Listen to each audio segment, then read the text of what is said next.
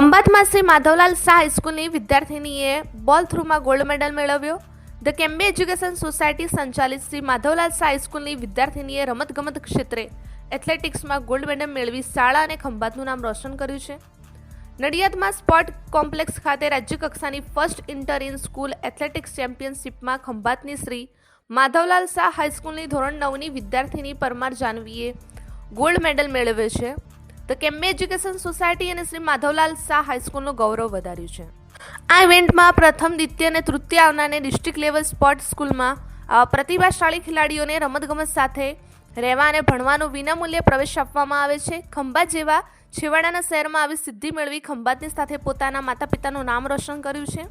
આ સિદ્ધિ પ્રાપ્ત કરવામાં એથ્લેટિક્સ પ્રશિક્ષક શ્રી રોનકભાઈ પારેખનું મહત્વનું યોગદાન છે. આવી અનેરી સિદ્ધિ બદલ શાળાના આચાર્ય શ્રી અનિલભાઈ શ્રી પરમાર તથા સોસાયટીના પ્રમુખ વિનેશભાઈ પટેલ અને માનદ મંત્રી શ્રી હેમેન્દ્રભાઈ સાહેબ શ્રીએ શુભેચ્છા પાઠવી છે.